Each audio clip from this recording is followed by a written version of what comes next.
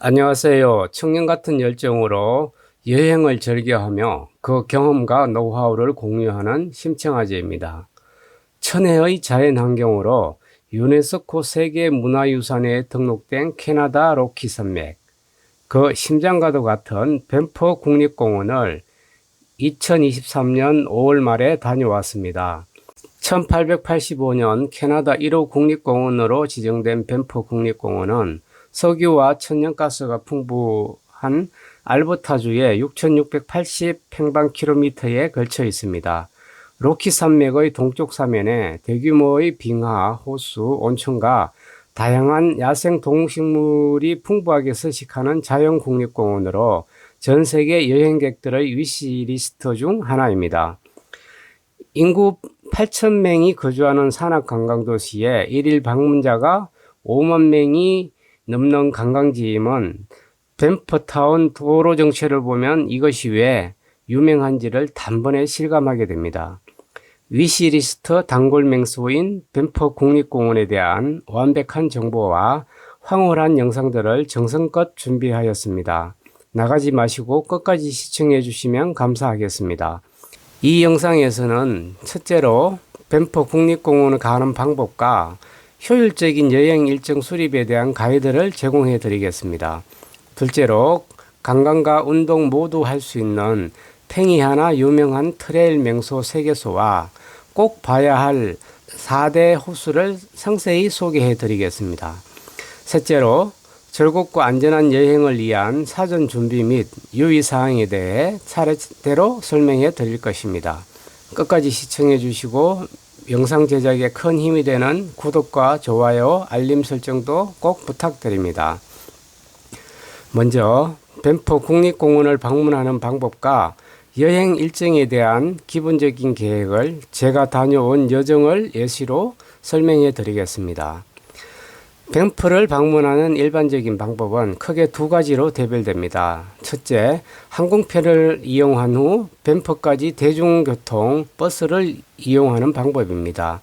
서틀 노선이 잘 갖춰진 밴프만 즐길 경우라면 아주 유용한 방법입니다. 가까운 캘거리 국제공항에서 약 130km 거리로 1시간 30분이면 밴프타운에 접근이 가능합니다. 둘째, 자가용이나 렌트카 등을 이용하여 접근하는 방법으로 이 경우는 밴프를 경유하여 여행하는 경우 매우 유용합니다. 저는 렌트카로 미국 서부 국경을 넘어 밴프에 오면서 강활한 미국과 캐나다의 평원을 마음껏 구경했습니다. 사견으로 충분한 여유가 된다면 북미 지역 국립공원은 1개소당 일주일 정도 여유를 가지고 다녀오는 것을 추천드립니다. 저는 장기 투어 일정상 밴프 경유 2박 3일 중 순수하게 2일을 투자하는 일정을 할애했습니다. 첫날 일정의 시작은 국경지역인 워터톤 국립공원에서 출발하여 정오에 밴프타운에 입성하였습니다. 빠른 체크인과 점심을 먹은 후 미리 예약해둔 설파산 곤돌라 탑승장으로 이동 후 2시간 정도 전망대 관광 후 하산하며 전망대 인근에 있는 밴프 어프 핫스프링에서 여독을 푼 후 숙소인 밴프타운에서 저녁을 먹었습니다. 둘째 날은 6시경 기상 후 밴프타운 인근에 있는 2시간짜리 터널산 트레일을 다녀온 후 조식을 먹고 레이크 루이스와 모레인 호수 트레일로 밴프의 명품 호수를 마음껏 감상할 계획을 세웠습니다. 그리고 셋째 날 오전에는 자스퍼 국립공원과 연결된 아이스필드 파크웨이 인근 명소를 방문 후 오후 시간대에 자스퍼 국립공원으로 넘어가는 일정을 이행하였으니 여러분의 일정 수립 시 참고하십시오. 다음으로 밴프의 자연도 감상하며 체험하는 1시간에서 2시간의 팽이한 유명 트레일을 추천해 드리겠습니다. 먼저 설파산 곤돌라와 0.5km의 샌선피크 보드워크 트레일을 추천합니다. 밴프타운에서 서틀로 이동 후 8분 동안 고도 655m의 설파산 정상으로 가는 고속 곤돌라를 탑승합니다. 해발 2281m인 설파산 정상에서 약 500m에 걸쳐 있는 능선이의 보드길을 걸으며 눈 아래 펼쳐진 밴프 시내와 주변 국립공원을 둘러싼 고산들과 호수를 파노라마처럼 구경하는 코스로 남녀노소 누구나 편안하게 이용할 수 있습니다. 두 번째는 레이크 루이스 트레일을 추천합니다. 이곳은 호수 입구가 있는 페어몬트 사또 레이크 루이스 호텔을 기점으로 왼쪽 남쪽 페어웨이 뷰 산 중턱까지 편도 1km, 왕복 45분 정도 소요되는 페어웨이 뷰 트레일이 있습니다. 반대 방면인 북쪽 우측 방면 호숫가에는 편도 2km를 왕복 1시간 내에 거닐 수 있는 레이크 루이스 레이크 시어 트레일도 있습니다. 남쪽 트레일은 산 중턱 100m 전망대에서 호수를 내려다볼 수 있다는 장점이 있습니다. 반면에 북쪽 트레일은 호수를 평지 눈높이에서 다양하게 감상할 수 있다는 장점이 있습니다. 이곳 호수 주변 평지와 전망대를 통해 다양한 호수의 진면목을 감상해 보시기 바랍니다. 저는 불행하게도 미리 계획했던 모레인 레이크 트레일이 5월 말임에도 불구하고 2022년 폭설로 폐쇄된 관계로 루이스 트레일 두 곳을 어쩔 수 없이 천천히 여유있게 돌아보는 행운 아닌 행운을 갖고 마음껏 감상했습니다. 세 번째는 밴프타운 옆에 있는 편도 2.4km, 왕복 2시간 소요되는 고도가 1900m인 터널 마운틴 트레일을 추천합니다.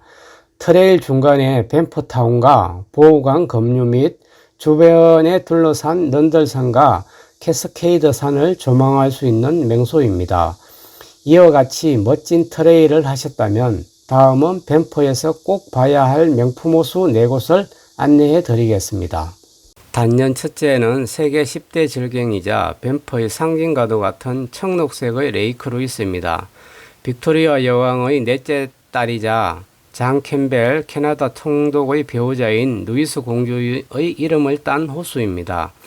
이 호수는 보는 위치와 높낮이 및 날씨에 따라 그 모습이 변화무쌍하기에 저는 3일에 걸쳐 다양한 모습을 마음껏 감상했습니다.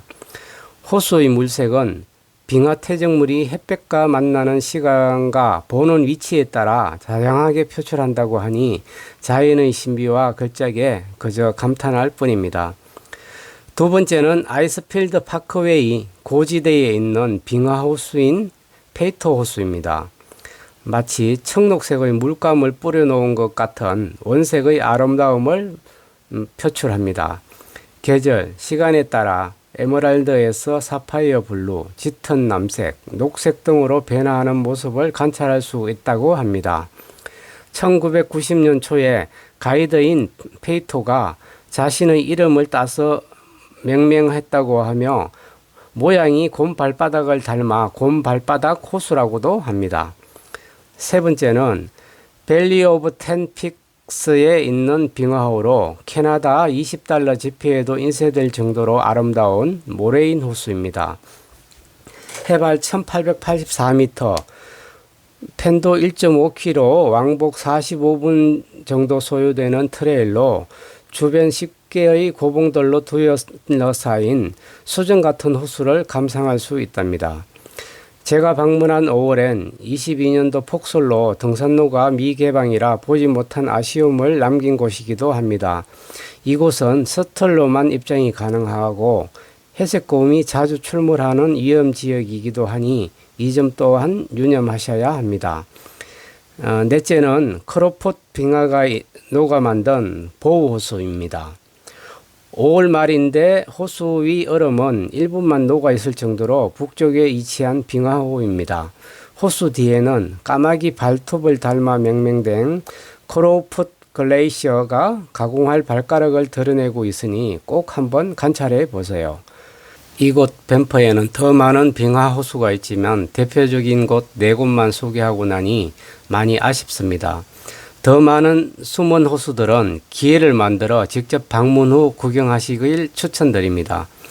이렇게 멋지고 장엄한 캐나다 로키의 심장인 밴프, 유명한 자연 생태 공원인 만큼 여행 전에 충분히 준비한 후 출발하셔야 즐거운 여정이 됩니다. 밴프를 방문하기 전에 꼭 확인해야 할 준비 사항을 알려드리겠습니다.